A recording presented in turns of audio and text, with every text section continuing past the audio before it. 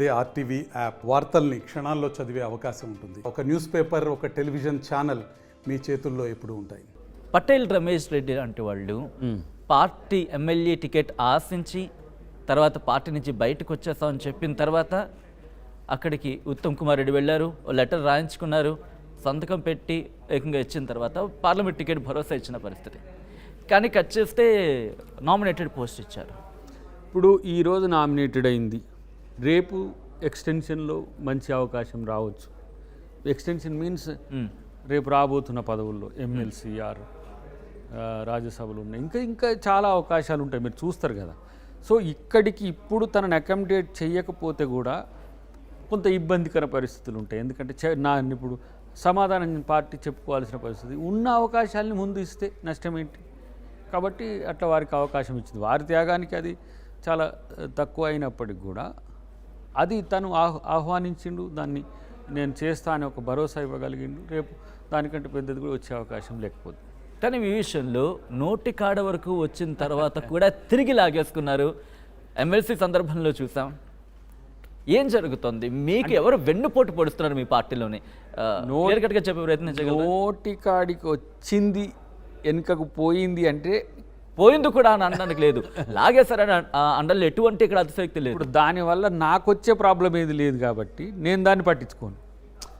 మీరు పట్టించుకోపోవచ్చు, కానీ మీ పార్టీ విధి విధానాలు చూస్తున్న వాళ్ళకి సంబంధించి ఏంటి, కాంగ్రెస్ పార్టీ ఏంది ఇలా చేస్తుందని అన్న వాళ్ళకి ఏం చెప్తారు? ఇప్పుడు ఆ అవకాశాన్ని నాకు ఇవ్వాలని పార్టీ అనుకున్న తర్వాత కంపల్షన్స్ మారిందనేది నా అంచనా.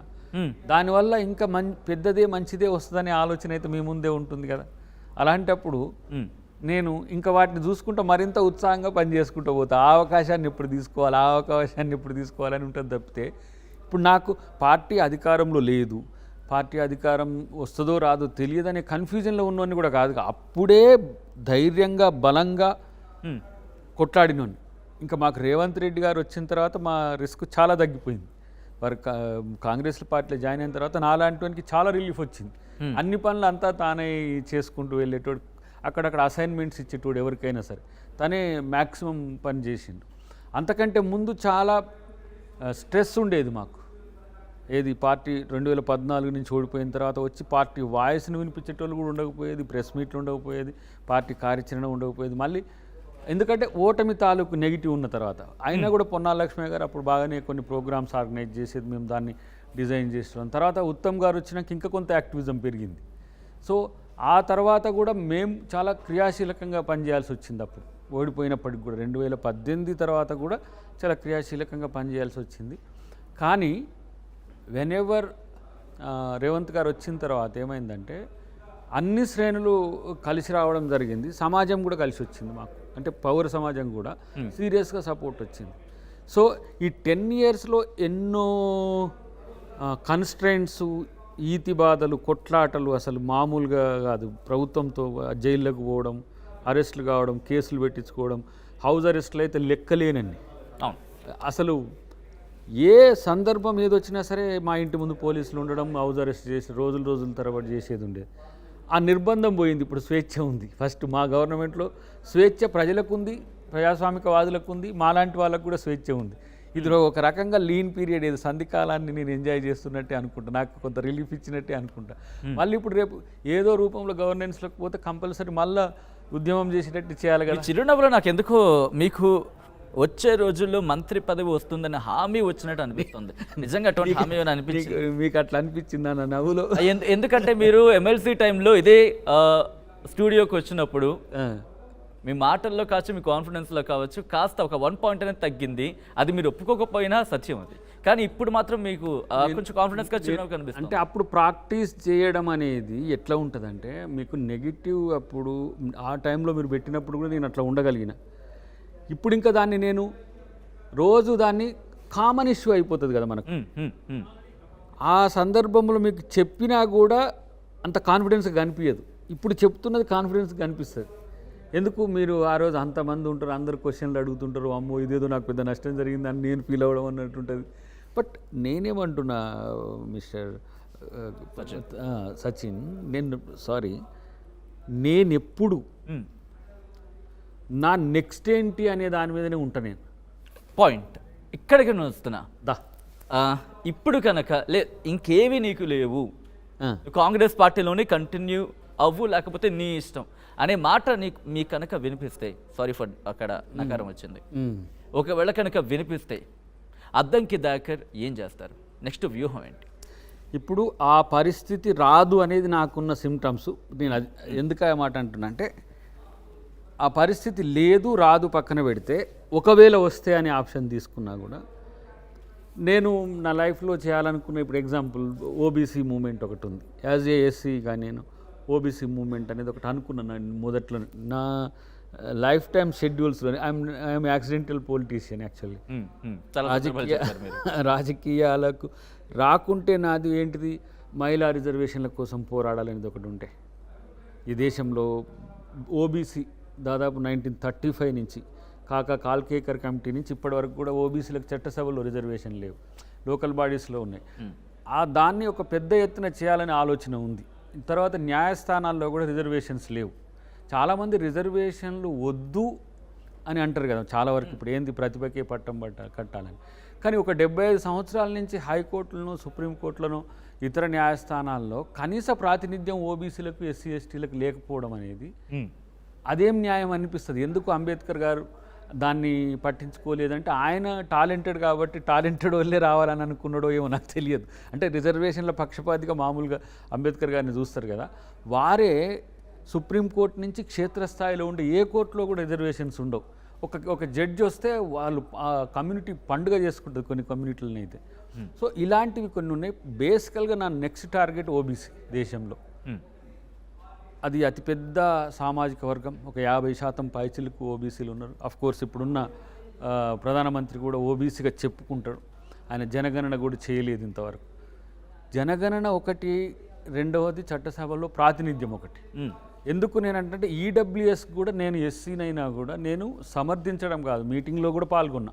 ఈడబ్ల్యూఎస్ రిజర్వేషన్లో 10% ఇచ్చినా కూడా నాకు బీసీ, ఎస్సీ, ఎస్టీల నుంచి కొంత వ్యతిరేకత వచ్చి, దయాకర్ ఏంది అగ్రవర్ణాల ఓటు కోసం ఏదో పాకులాడుతున్నాడు అని చెప్పి నేను వర్గీకరణకు మద్దతు ఇచ్చిన రోజు కూడా చాలామంది మాదిగల ఓట్ల కోసం ఏదో దయాకర్ పొలిటికల్గా ఉన్నాడు కాబట్టి, నేను హ్యూమానిటేరియన్ గ్రౌండ్స్లో నా సంఘ నేపథ్యం ఏదున్నా లేకపోతే మిగతా ఇతరత్ర ఏమున్నా ఈడబ్ల్యూఎస్ రిజర్వేషన్లు ఎందుకంటే ఆర్థికంగా పేదలైన అగ్రవర్ణాలు ఎదుర్కొంటున్న సమస్యలు నేను ఎంకంలో ఉన్నప్పుడు చూసిన, ఎంసీఏలో ఉన్నప్పుడు చూసిన, ఎల్ఎల్బి చేసేటప్పుడు చూసిన, సిఈసి నేను ఇంటర్మీడియట్ సిఈసి డిగ్రీ నుంచి చాలామంది అప్పర్ క్యాస్ట్ ఫ్రెండ్స్ వాళ్ళు ఫాలో అవుట్ అయ్యారు. అంటే మీరు ఫైట్ చేయదలుచుకున్నారు, వాళ్ళకు మద్దతు ఇచ్చిన ఈడబ్ల్యూఎస్కు. చాలా ఆర్యవైశ్య సంఘాల మీటింగ్లకు పోయేది, బ్రాహ్మణ సంఘాల మీటింగ్లకు చూసేది, అక్కడ ఉన్న సమస్యలు, సగటు మానవునికి ఉండే సమస్యలు ఉన్నాయి పేరుకు ఉన్న పరిస్థితుల్లో.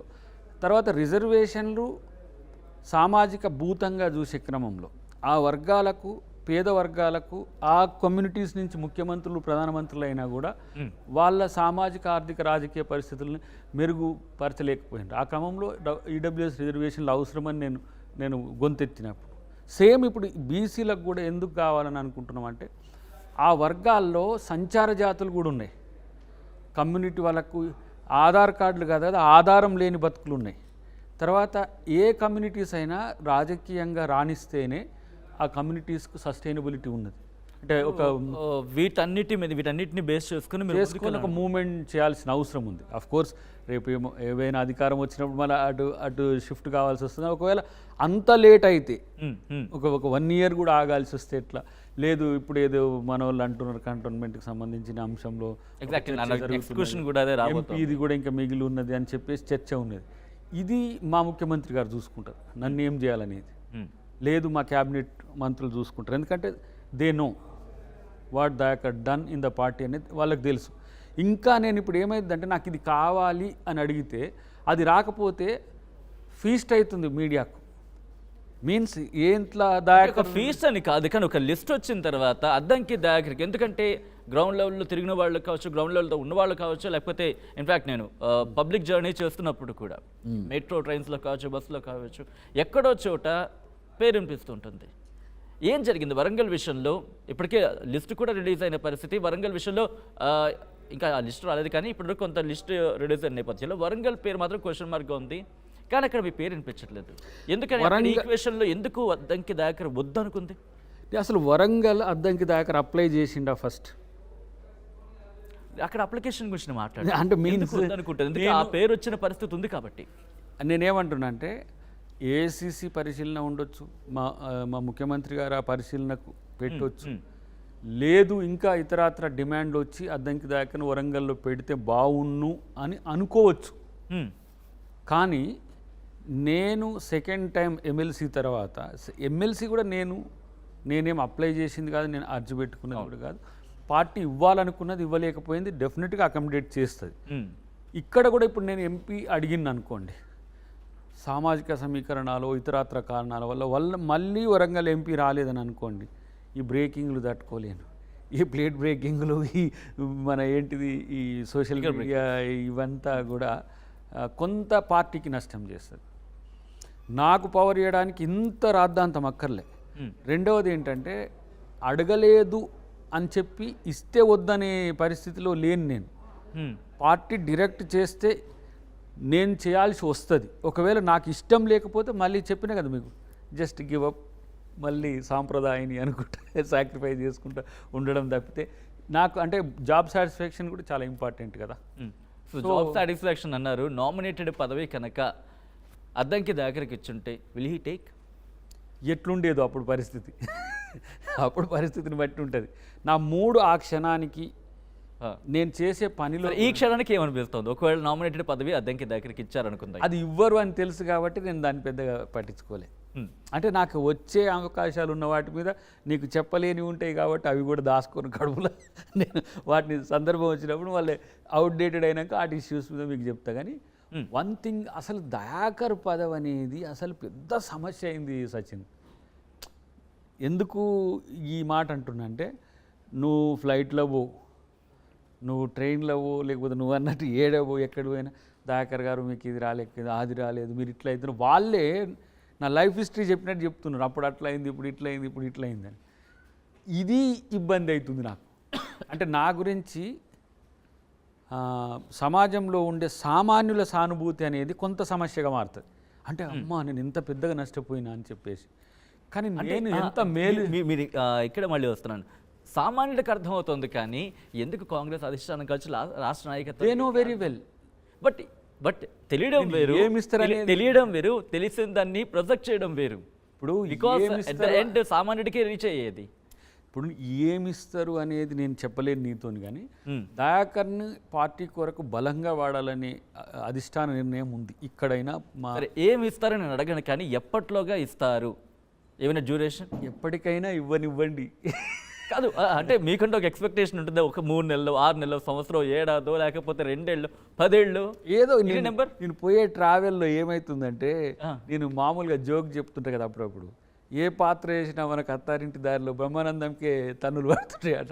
అంటే ఏ పదవి వచ్చినా నా దగ్గరికి వచ్చేవారికి అడ్డంకి జరుగుతున్నది. అడ్డంకి అడ్డంకి ఏంటి అని అంటే నేను రీజన్స్ చెప్పలేకపోవచ్చు. బట్ వన్ థింగ్, నేను చాలా స్మాల్ మెన్. మరిన్ని వీడియోస్ కోసం ఛానల్ ని సబ్స్క్రైబ్ చేయండి, లేటెస్ట్ అప్డేట్స్ కోసం వాట్సాప్ ఛానల్ ని ఫాలో చేయండి, అండ్ లింక్ డిస్క్రిప్షన్ లో ఉంది.